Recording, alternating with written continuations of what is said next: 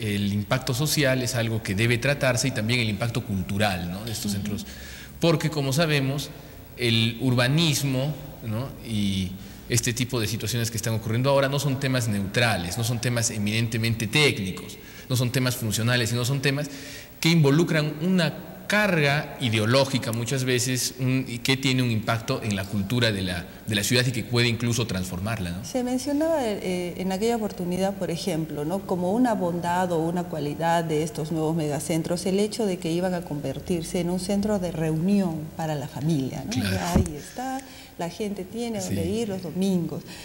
Pero eso probablemente sea bueno para los que van a vender en esos megacentros, claro, ¿no? Pero social y culturalmente, claro, ¿cómo tú lo interpretas? Yo creo que eso fue, la persona que dijo eso estaba pues cometiendo un desacierto bastante grave, porque eso implicaría que un requisito para la unión familiar es el consumo. Eso implica que un requisito para conseguir una identidad es el consumo, ¿no?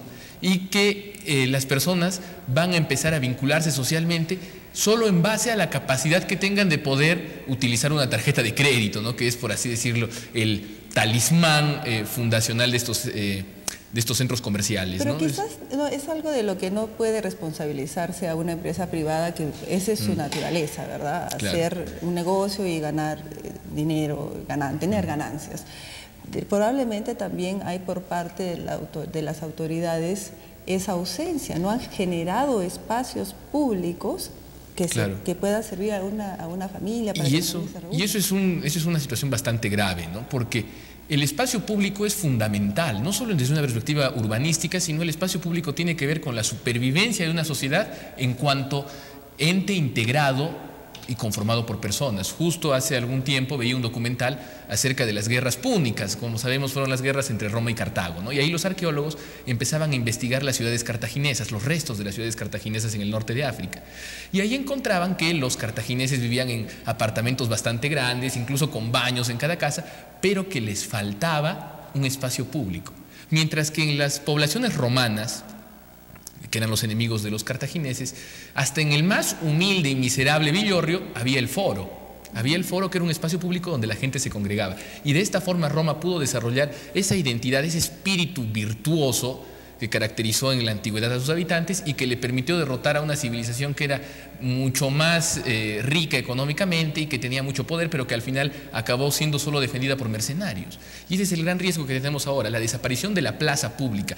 Como ustedes saben, Arequipa se fundó en una plaza pública. El acto fundacional de Arequipa fue establecer una picota, ¿no?, y una cruz en el actual espacio de la Plaza de Armas. Entonces, si vamos a abandonar eso, vamos a tener una suerte de engendro, ¿no?, un espacio público, pero que a la vez es privado, una suerte de plaza, y estos malls se llaman plazas, pero que no pertenece a la población, sino que está en manos de un consorcio transnacional, incluso, ¿no?, espacios públicos que parecen privados, porque las urbanizaciones circundantes los enrejan e impiden que otras personas lo utilicen, ¿verdad? Claro, y eso ya es algo que se ha dado cuenta la gente en Europa, tanto así que los centros comerciales allí, los malls, son los llamados malls de tercera generación, malls que buscan integrar y potenciar todo el ámbito urbano adyacente, pero en cambio ahora tenemos malls que son en verdad a veces cajas, no esperemos que los que estén construyendo no sean así, que se aíslan y que sirven solo como una suerte de enclave, y más allá se produce una desvalorización incluso de las viviendas de las personas que viven allí, ya sea por la alta afluencia de consumidores o ya sea incluso por temas incluso de seguridad, que el mall se convierte en una suerte de isla feliz segura, pero el problema de la inseguridad por la desarticulación que existe entre el mall y el ámbito circundante se traslada a los vecinos.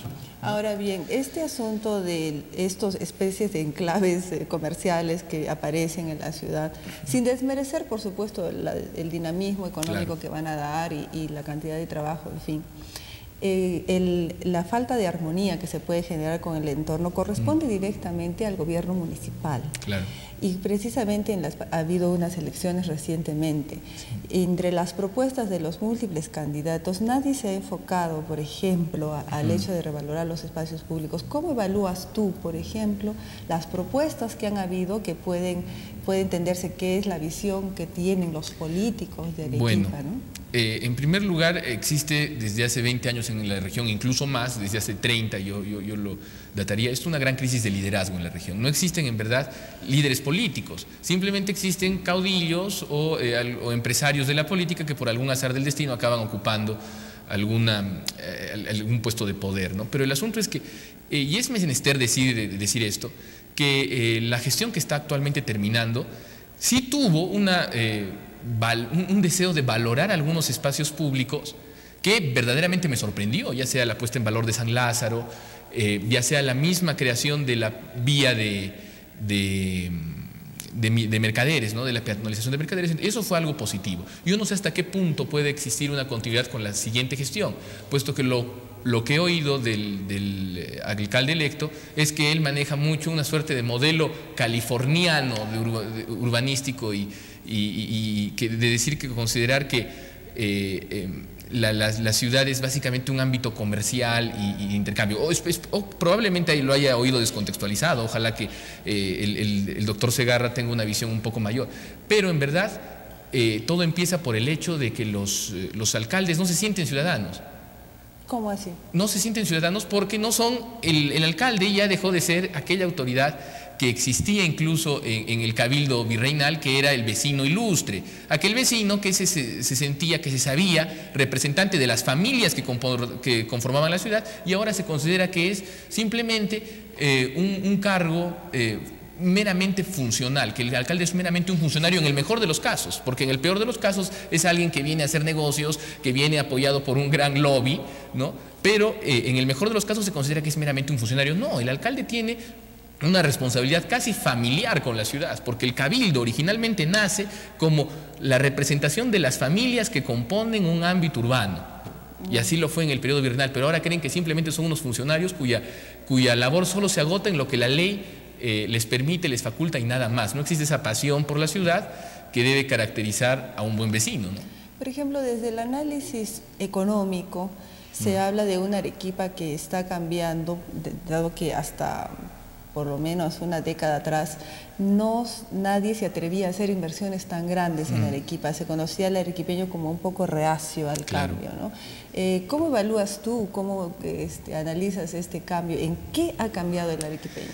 Bueno, el asunto es que este crecimiento económico que ha venido en los últimos años y que incluso es de niveles, de dimensiones latinoamericanas, según por ejemplo el ranking de la revista América Economía, nos cae después de 20 años de colapso económico de la región, ¿no? De desmantelamiento del parque industrial, de ausencia de inversiones. Y eso lo que puede generar es un síndrome que podríamos llamar incluso, para abusar de una metáfora futbolística, el síndrome de Raymond Manco, ¿no? Es decir, alguien que de un origen precario acaba teniendo una serie de recursos que al final los acaba gastando mal. Y yo creo que es lo que va a pasar. Mucha gente va a empezar a meterse de una forma irreflexiva en esta ola del consumo que se basa exclusivamente en el plástico, en la compra a crédito, y al final eso va a acabar debilitando los lazos comunitarios.